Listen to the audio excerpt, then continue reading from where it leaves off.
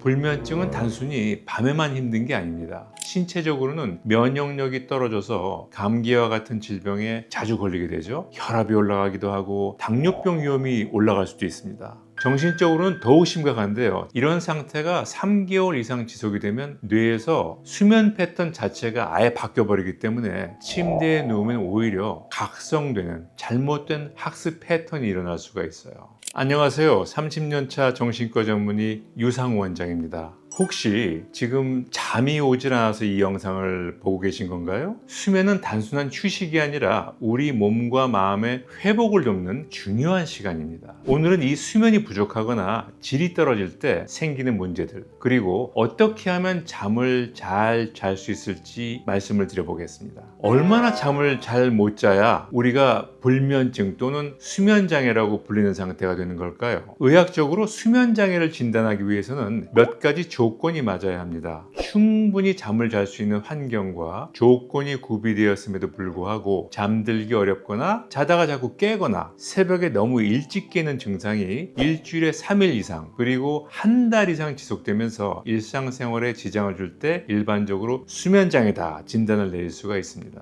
그러니까 며칠 잠 못 잔다고 해서 바로 이게 불면증이다 걱정할 필요는 없다는 이야기 되겠죠. 일상생활에 지장을 주는 것도 중요합니다. 잠을 좀 덜 자도 낮에 활동하는데 전혀 문제가 없다면 그건 그 사람만의 자연스러운 수면 패턴일 수가 있기 때문입니다. 자, 그렇다면은 수면장애는 왜 치료가 필요할까요? 첫 번째 이유는 바로 일상생활에 큰 지장을 주기 때문입니다. 잠이 부족하면 우리 몸이 충분히 휴식을 취하지 못하는 상태가 되기 때문에 낮에 피곤하고 졸린 상태가 계속됩니다. 두 번째 이유는 수면이 부족하면 우리 몸과 마음에 여러 문제가 연달아 생기기 때문입니다. 불면증은 단순히 밤에만 힘든 게 아닙니다. 신체적으로는 면역력이 떨어져서 감기와 같은 질병에 자주 걸리게 되죠. 혈압이 올라가기도 하고 당뇨병 위험이 올라갈 수도 있습니다. 정신적으로는 더욱 심각한데요. 잠을 못 자면은 집중력이 떨어지고 기억력이 나빠집니다. 감정 조절이 어려워져서 평소보다 예민해지고 작은 일에도 짜증이 나고 우울하고 불안한 기분이 계속될 수 있습니다. 이런 상태가 3개월 이상 지속이 되면 뇌에서 수면 패턴 자체가 아예 바뀌어버리기 때문에 침대에 누우면 오히려 각성되는 잘못된 학습 패턴이 일어날 수가 있어요. 그러니까 시간이 지나면 지날수록 점점 더 잠에 들기가 어려워지고 수면을 유지하는 것도 문제가 생깁니다. 그렇기 때문에 꼭 3개월이 아니더라도 일상생활에 지장을 줄 정도로 잠들기 어렵거나 유지하는 게 문제가 생긴다면 혹시 불면증이 아닌가 진단을 받아보시는 게 좋습니다.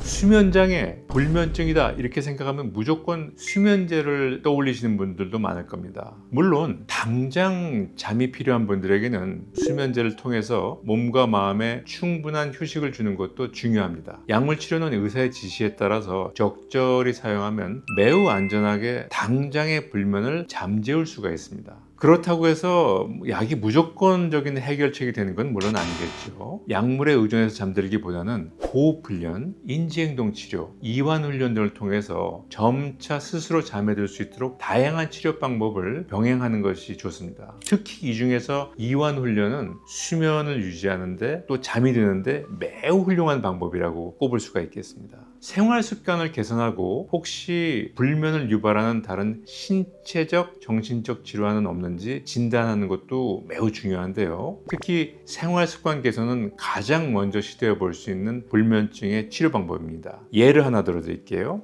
매일 같은 시간에 일어나는 거, 이거 정말 중요합니다. 제가 불면증 치료할 때 제일 우선적으로 강조드리는 건데요. 또 한 가지는 침대에서는 잠만 자는 거, 그리고 잠자기 전에 스마트폰, TV를 보지 않는 거, 그리고 카페인 섭취를 줄이는 것도 불면증을 개선하는 데 큰 도움이 될 수가 있습니다.